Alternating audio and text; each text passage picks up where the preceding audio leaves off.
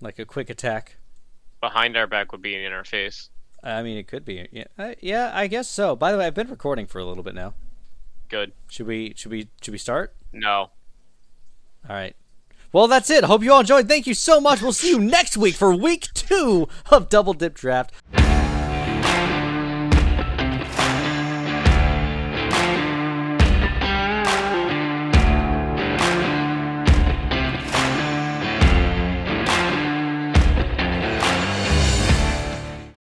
I'm just kidding.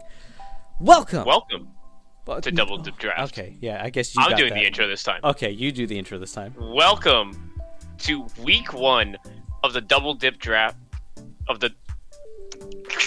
Welcome, everyone, to the week 1 of Double Dip Draft. We have our first week of matches, and what a week it has been. I am Cabral, your host, as well as... White Loaf, your cooler and sexier host. He's got me there. We've had some really exciting matches happen in the Armor Division. We also, of course, have had the Crown Division finish their matches too, but you have to check that out over with Spood and probably Aurora. I'm not too sure who the host is at this time. We're still recording these. So, got our first match of the week. GTP Woody versus Aurora. And Yep. it is a match and a half. Things have happened, times have happened. Should we just click play and watch this? I think so, but here, actually, real quick, before we click play, let's just take a quick look at their teams. You know, GTP rocking the Corviknight, Slowbro,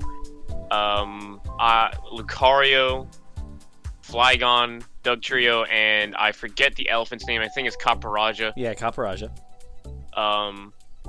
Very fat team with just... Well, very, like, physically fat team, and then, like, 3 just pretty fast hitters. Yeah. And then, just all physical hitters, too, is the thing about it. Every single Pokemon except for Slowbro just physically hits.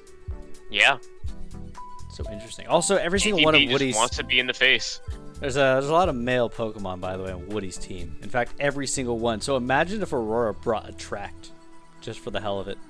Or something. Yeah, but that's typically, like, random. No, it definitely is, but it's just funny.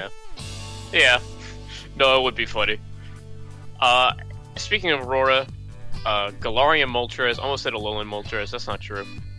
Not yet. Celebi, Blastoise, which... Ugh. We'll talk about that Kartana, ugh. Golurk, oh. Sleeper, but not quite as, Mm-hmm. and Arcanine, Yeah. the original doggo. Yeah, just looking at team composition, I think Aurora just brought some scary stuff. You know, Blastoise, and as we mentioned in the analysis, shell smashing that thing is, just terrifying. Yeah, but another thing is, like, you look at these teams, and there's a lot more variety with Aurora's team. Like, it's not all just, like, physical with, like, one wall that has, like, a decent special attacking move. Like, her entire team has, like, it's not completely varied. Obviously, there's no really good special wall. I guess Blastoise, but even then. Yeah. And I don't know. It's just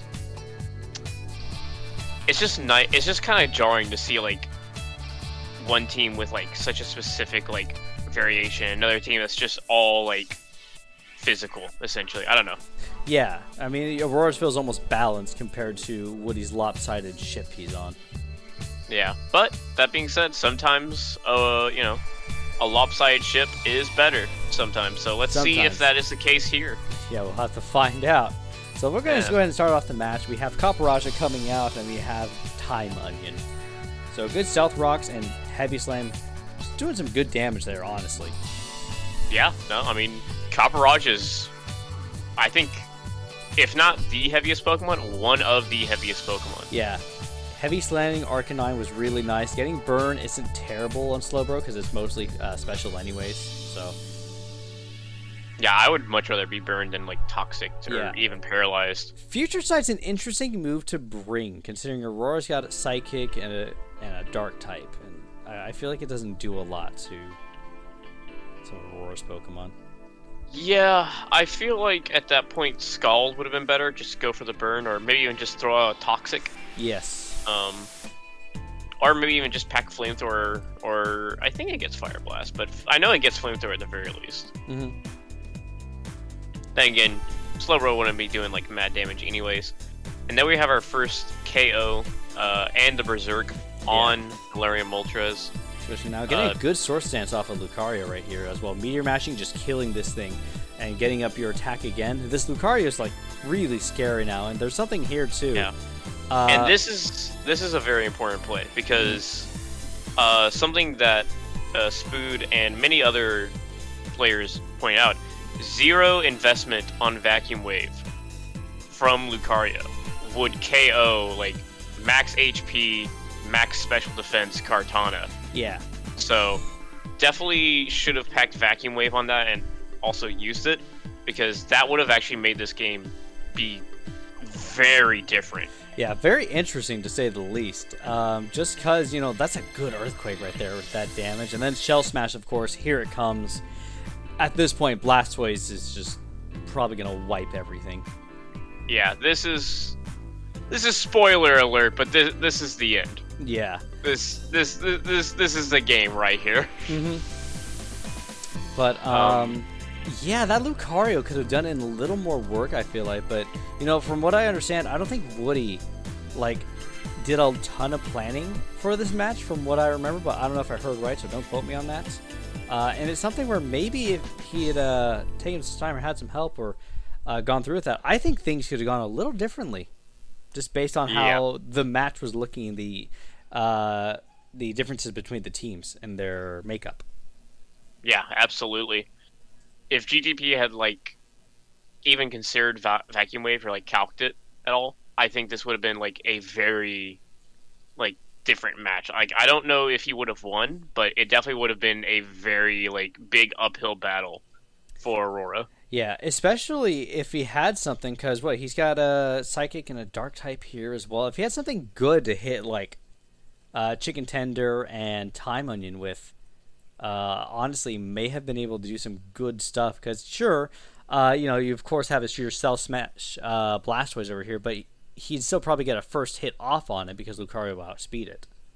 Yeah, and even if he doesn't kill, he might get close enough to where he could finish the job with, say, like, I don't know, like Vacuum Wave again, or maybe even he's got another priority move like Bullet Punch just sitting in the back. Yeah, absolutely. Let's go ahead and mix things up, though, and switch over to our other match for the week. We had Claire versus Remedy in our match that we had. So Claire obviously has the terrifying Pheromosa. Literally, I don't think she's the fastest anymore because of Regieleki, but still one of the fastest Pokemon. So yeah, pretty much nothing is outspeeding this monster. Sigilith, which isn't the best, but if you don't know what it does, or if you're not prepared for it, it can easily be one of the most annoying Pokemon to go up against. Maybe we'll see that come into play. I don't know. What's up? I said maybe we'll see that come into play here. I don't know, though. Yeah, maybe. It was say. Speaking of the most annoying Pokemon to fight against, Porygon 2, just sitting there. We all know what it does at this point. Evilite just sits, bobs his head up and down. Yeah. It sits on, and the thing is, too, with how Porygon 2 is, it sits on everything and doesn't really matter about typing too much, just because of how bulky it is. Yeah. Now, I will go ahead and say, looking over at Remedy's team real quick in regard to Porygon 2, she does thankfully have at least 2 guaranteed knockoff users in the form of Guzzlord and Toxapex. Yeah. So, while Porygon 2 is still going to be annoying as fuck, it's not going to be the most annoying. Up next, you know, Arctozolt. Yep. Plus Abomasnow. Very, you know, just a good little combo for Hail setup. And of course, Indeedee Male. I feel like the only reason Indeedee Male is here is to prevent any sort of priority against Pheromosa, since Pheromosa is so frail. Yeah.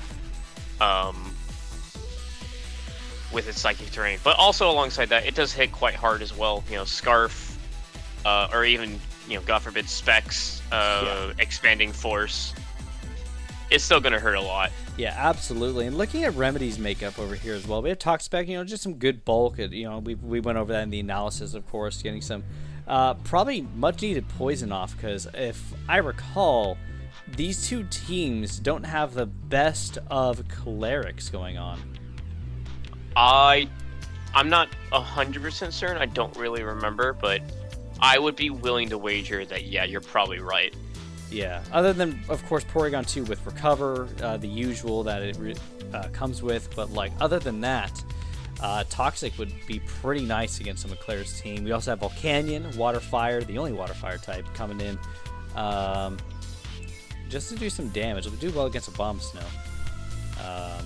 Caramosa, but it's not going to outspeed it, so...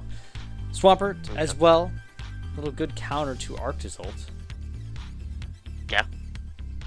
Arctozolt can't really touch it too easily. It can drop an Avalanche or something like that, but Swampert's got a lot of physical bulk, and Bolt Beak ain't really going to do anything against it, so... Don't forget about a little Durant hiding back here. Yep, Durant hiding behind Guzzlord.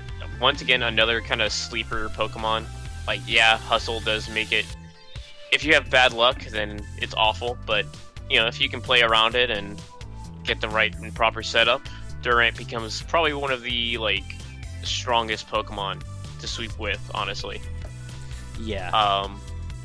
Guzzlord, we've all seen what Guzzlord can do in the right hands, thanks to our homie Spood. Mm-hmm. And, of course, Ninetales, which... Not really a Pokemon you see too often. Great Sunsetter. Can do some good special attacking, but we'll have to see how it plays out here. Yeah, I'm not too sure why Ninetales was brought. Because, sure, you could take advantage with Sun with Volcanion over there, but at the same time, I don't think Remedy saw Ice coming for this match, in a sense. I don't know who really takes advantage of the Sun in this match, especially because she has water Pokemon. The only one that really takes advantage from the Sun is, as you said, Volcanion and Ninetales itself. Yeah. That is it. Yeah, I don't quite know what the move was for that, but either way, this is a long match, so let's get started on this one. Yeah. Starting out with that Psychic Surge, switching over to Sigilif, and we're gonna see a pattern here with Sigilif. Yeah, so we get a Roar, and if I remember correctly, I think we just get no, she sets up a Stealth Rock. Okay. Yeah. But she does get burned due to good old Psycho Shift, which that's gonna be very annoying, especially for later on. Yeah. So here, I just realized why did it? Oh wait, right, Magic Guard. Never mind. Magic Guard. Never mind. Yep. Yeah, Psycho Shift is doing a number on a lot of Remedy's team, and Remedy's team doesn't really hit this that well. Yeah, especially now with that burn, especially on Guzzlord, that's one thing you definitely don't want is burn on this Pokemon, especially on your main knockoff user. Yeah. Especially when knockoff is going to be so crucial to this game. Yeah, and I think Remedy's just clicking knockoff, expecting a switch out here, but Claire didn't go for it, so switch over the Durant. Going for Obama here, bringing out some Hail. Doing a very good first impression here, by the way. Yeah, taking out the Obama Snow, and now Remedy will no longer have to worry about Hail at all, so she just brings in Ninetales. Yep, good sash right there. Yep, Bolt Beak technically does kill, but because of Sash, it pulls through at the end. Yeah, and that was actually decent right there. Remedy, I think, did a good job reading that, getting rid of Hail, sending out Sun to make sure Arctozolt couldn't use Slush Rush was a really good call, because now Arctozolt is really slow and can't do a lot. This is where kind of the struggle kicks in, because now Remedy is just stuck clicking Flamethrower against something that's not going to die. I think if she had Nasty Plotted sooner, maybe, although at the same time, all Claire had to do was click Toxic or whatever attacking move she has. Yeah, going for the knockback, protecting, of course. Yeah. Switching over Sigalith, yeah, makes sense there. Yeah, this is just a unfortunate situation because like Sigilith can kind of just sit on everything now that like everything's burned. The only thing she has to worry about is Durant here, which does a great job with that first impression. One of the things here though we're gonna see right here, Remedy uses Home Claws. Should have gone for another attack. Would have probably taken out that Porygon 2, which is a big wall she's been struggling with. Yeah, I understand why she's setting up here because you do have to get ready to deal with the Pheromosa just chilling in the back. Yeah. But Porygon 2 was such a big obstacle that you should have just gotten rid of it like right then and there. Yeah, absolutely. And I think that really would have turned the tide. Not necessarily made it a win, but really would have put the ropes on Claire to get things going, because the only wall she had other than that is Sigilith, which with enough damage could just be taken out, especially if she had Toxic here, actually.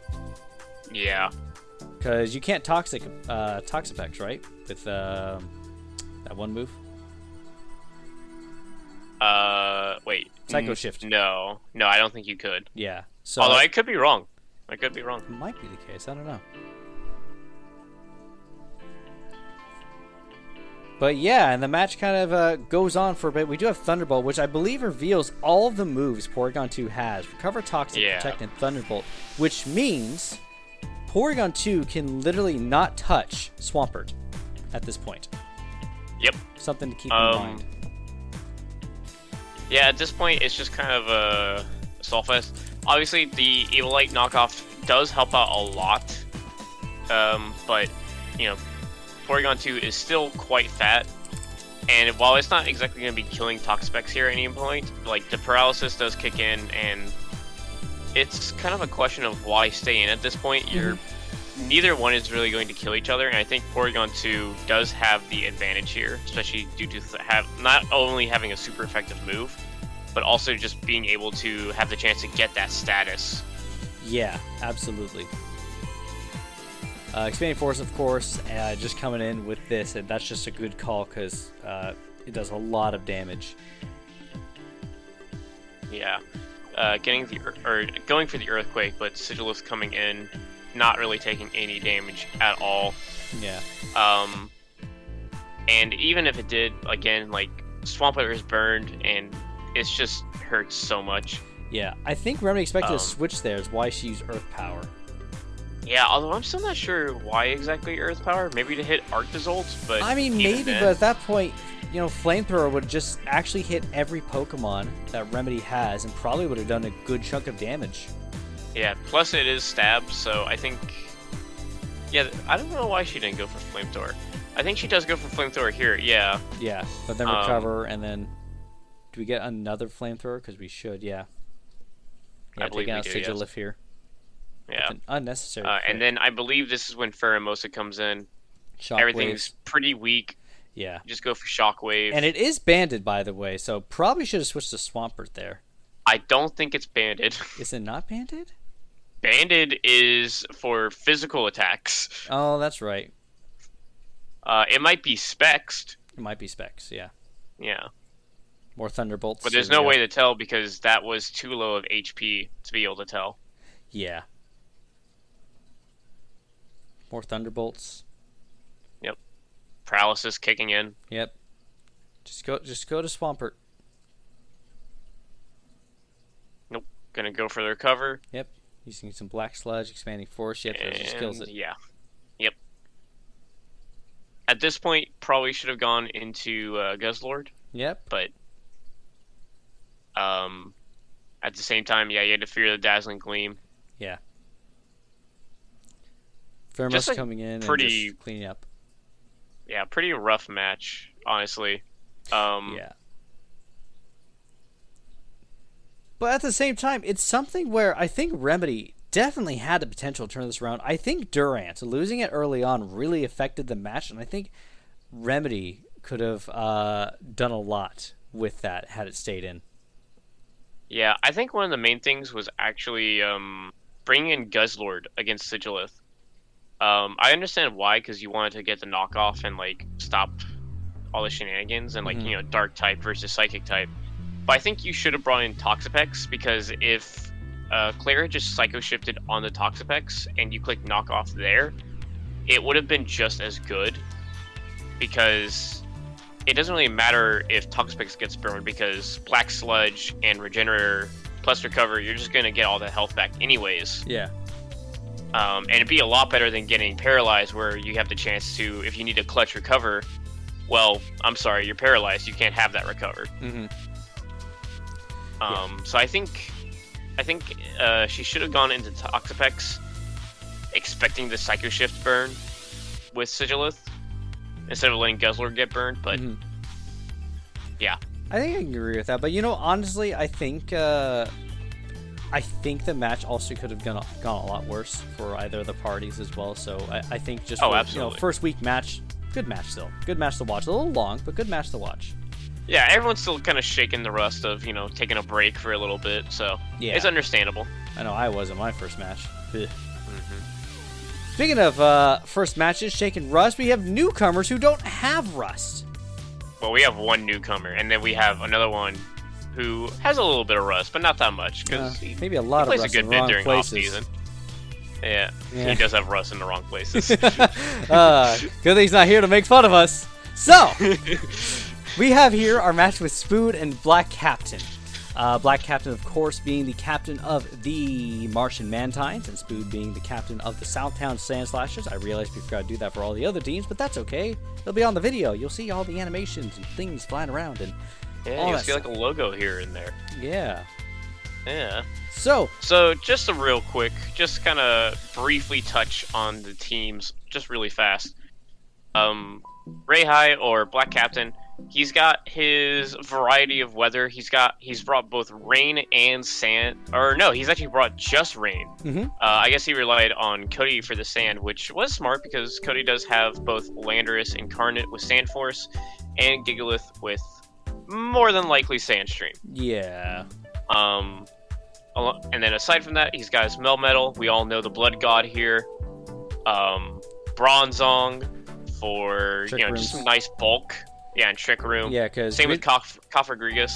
Yeah, absolutely. Because actually, looking at Black Captain's team, other than Barrascuda, there's not a lot of speed to be had here. With Sand, Stoutland. What's the dog's name? Yeah, Stoutland. Yeah, that's true, actually, with Sand, but I don't know if Black Captain counted on Cody bringing Sand. We don't know that for sure.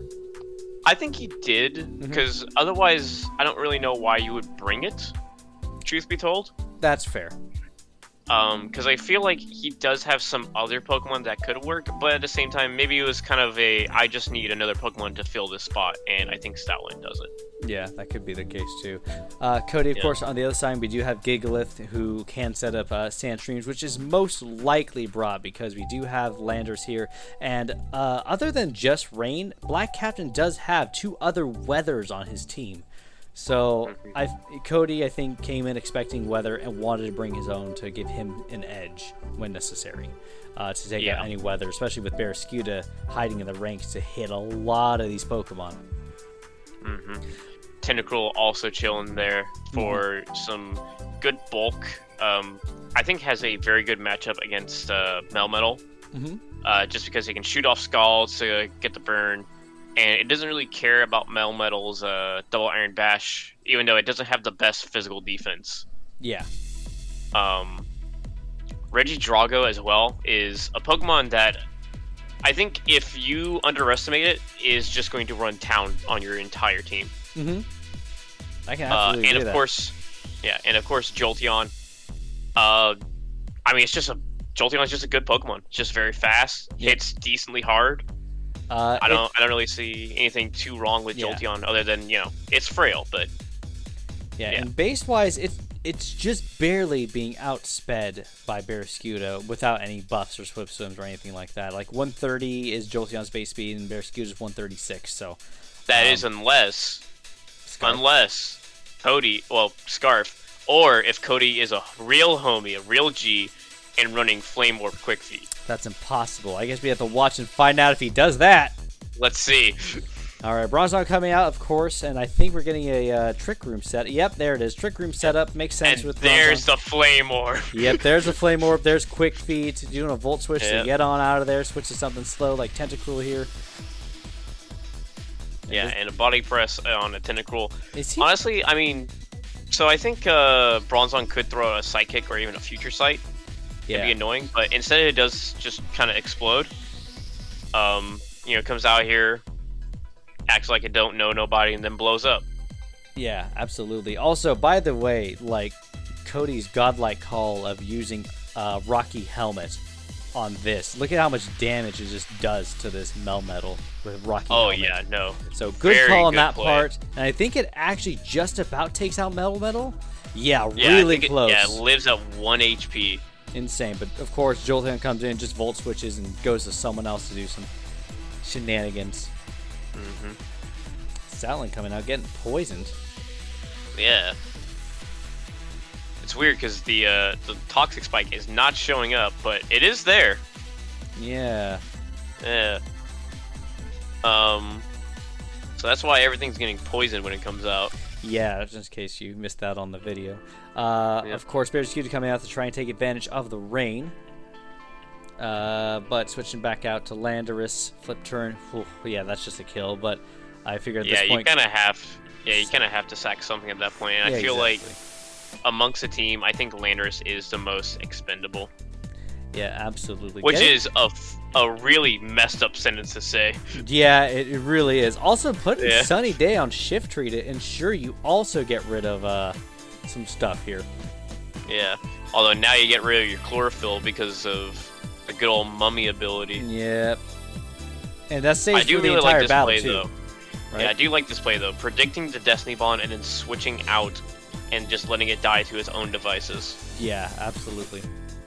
Skull coming in and doing a ton of damage, but, Polito's got some decent special attack. Burn, of course, is taking him out. And then, this is unfortunate. So, thanks to Cody's input, because we actually did get his input on this one, he didn't actually see the Trick Room in the back, which is quite unfortunate. That's the only reason he brought Regidrago in, because he was going to go for...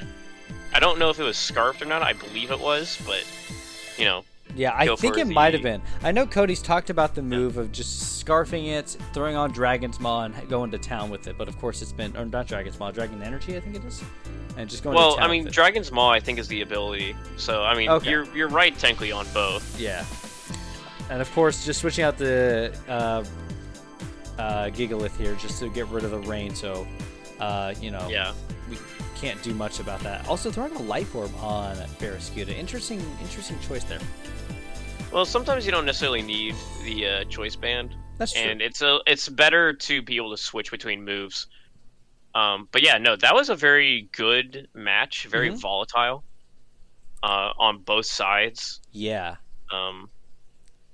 And both players, I think, played it extremely well. Mm-hmm. I think there might have been some team makeup stuff. Black Captain could have done a little differently to get the edge on Cody here, but I'm not too sure what it would be off the top of my head. I feel like I would say... So, I would say one of the main problems here for the Black Captain is he kind of stuck with more, like, meta-y stuff. Like, he kind of, like, treated it more like... Which is understandable, it's his first time playing. He hasn't played against anyone here. So he doesn't know, like, what to expect from our players. So he just kind of went with, like, a safe, like, alright, I'm not going to do anything too crazy. I just need to kind of get my bearings. But I think that might have hurt him in the end because he went too safe. Yeah. And he didn't really try to make any, like, big predictions. Mm-hmm. Definitely. But again, for first match for first season, it's a really good match overall. Cody, of course, getting his first win here of the season, which usually, the first matches, they can really determine how a season goes for some people. Mm-hmm. That momentum can really help carry you. Yeah, absolutely. And speaking of intense, fun matches, we have our last match of the week, IDM4 versus Levensky, of course, IDM being the coach of Brussels Espions, with Levensky being the coach of the Chicago Snubbles. The run back from 2 seasons ago. Yeah. If I remember correctly, and I might be misremembering, but I believe Levensky actually somehow managed to beat IDM on on Levensky's first time being in a double dip draft. If only there was someone nearby to correct us in the comments or something like that to make sure that we're getting our facts right. If only. If only.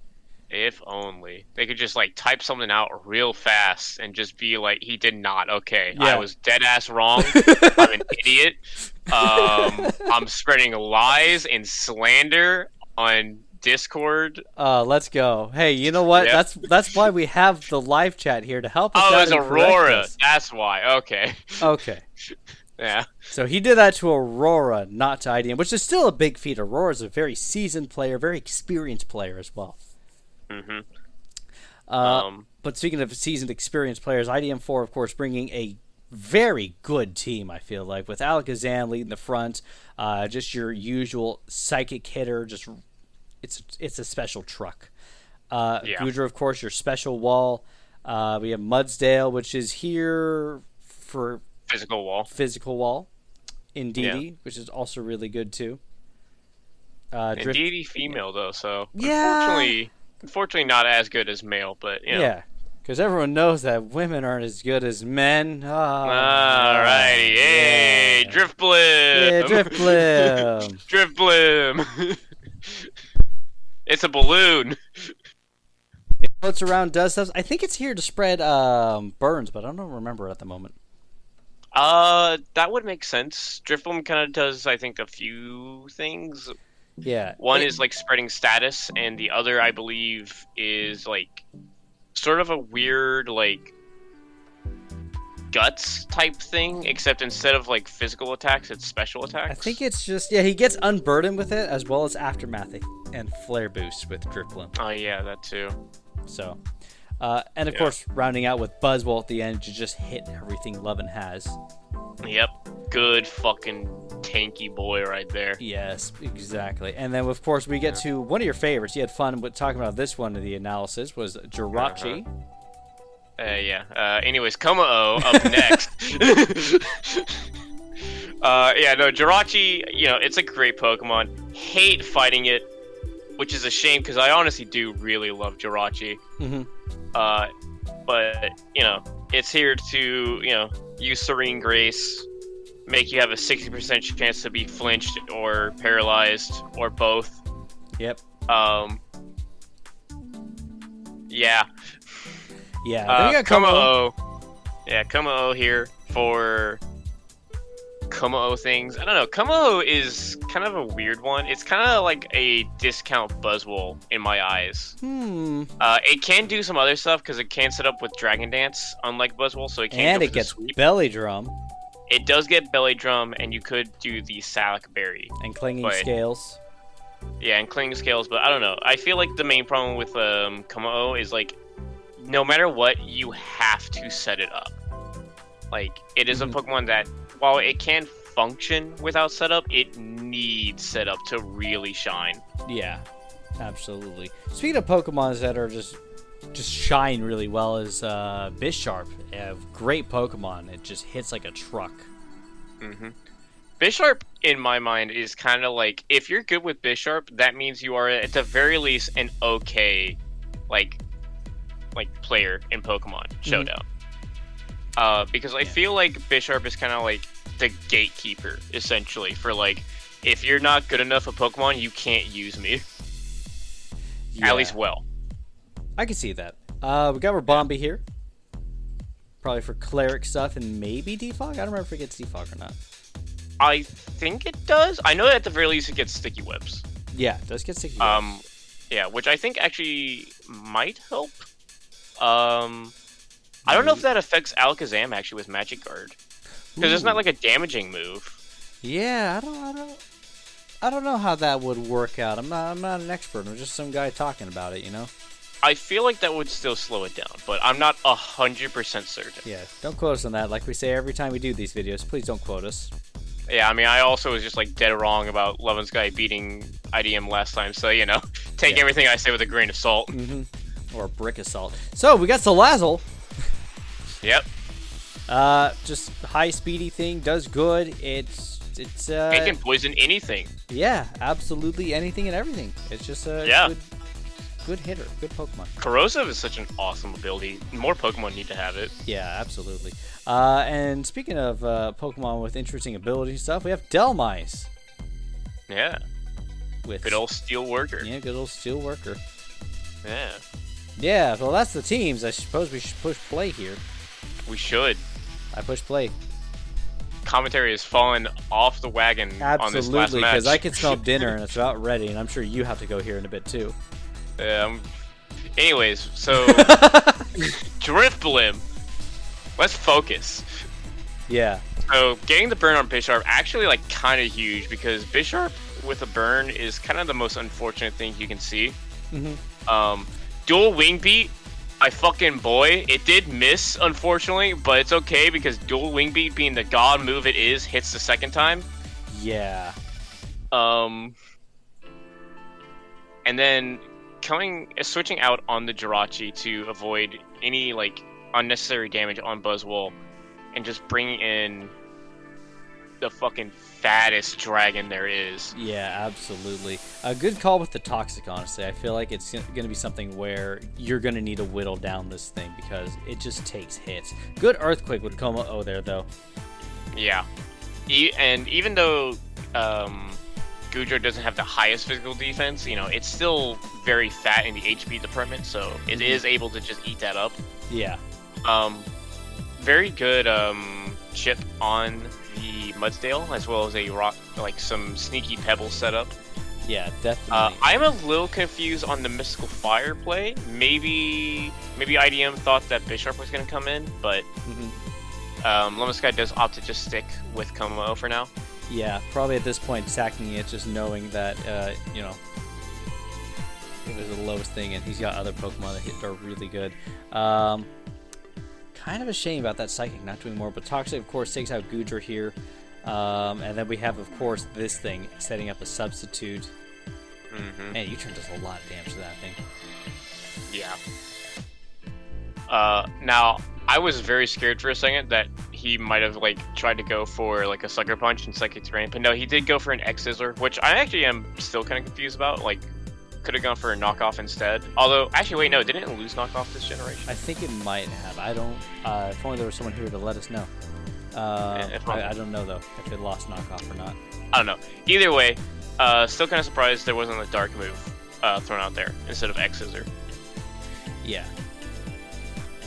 And alongside that, Buzzwole just throwing out Darkest Lariats. I just realized this is a special Jirachi. Yes, actually. It is. Also throwing up the whatchamacallit here. Trick Room. Yep, to get stuff set up and everything here. I wonder... So going for the Power Whip here, I wonder if that... Because Delmise gets Rapid Spin. Don't know if he's going to try and do it with this turn to try and keep it alive, but Shadow Ball, of course, comes in, just kills it. And, of course, Jirachi dies to rocks. Jirachis, yeah. Yeah. Low health. Honestly, good first match. Oh, yeah, no, very good match. Sky pulling it very close just goes to show that, even though Sky is, still fairly new to Pokemon Showdown, he is still a very good player. Yeah, absolutely. Which I hate saying. But here we are. I love Sky, but he knows how to get under our skin. Yeah. But again, Levin keeping it this close with IDM, one of the greats, if not the great, of Double Dip Draft, just because of his history, experience, and knowledge. IDM just knows this thing in and out, and good match for Levin Sky. Good first match right there, against IDM. But that basically wraps up the matches for week 1. What a crazy week it's been, and things are only going to get crazier with week 2, and as the match goes on, of course, there are going to be 7 weeks, just like there were last season for Double Dip Draft Season 5. Be sure to stay tuned and keep up with those. We'll be doing our best to try and keep these on a regular basis, but we'll see. We don't know yet. Yeah, we will do our very best, and definitely stay tuned for future weeks because they're gonna be. If you like this week, it's only gonna get better from here. Yeah. And if it doesn't, then blame the players. Yeah, absolutely. So just real quick to wrap up how things are looking for this first week, we do have in the Armored Division, looking at the current rankings, Huntsburg Hunters, of course, Aurora being in first with 1 having a +5 differential, Claire following closely behind with a 1-0 with +3. Then we have the Southtown Sand Slashers, my goodness, Sand Slashers, Spood's team with a 1-0 at +2 in third. IDM, of course, getting fourth, basically tying with Spood, though, also being at a 1-0 at +2. Lovin and Black Captain are going to be 0-1 at -2 apiece. So they're tied for like 5th and 6th, basically. Woody over with Schaumburg Sand Slash. Wow, I'm done. Nick, your turn. You can do it. No, I can't. I give up. I literally give up. It's your turn. No, come on. I lost your place. Oh my gosh. Okay. Woody with the Schaumburg Salamances, of course, being 0-1 at a -5, putting him in 7th or 8th place, actually. No, sorry, 8th place for him. And then Remedy, who I completely skipped for some reason, is going to be in 7th at 0-1 and -3.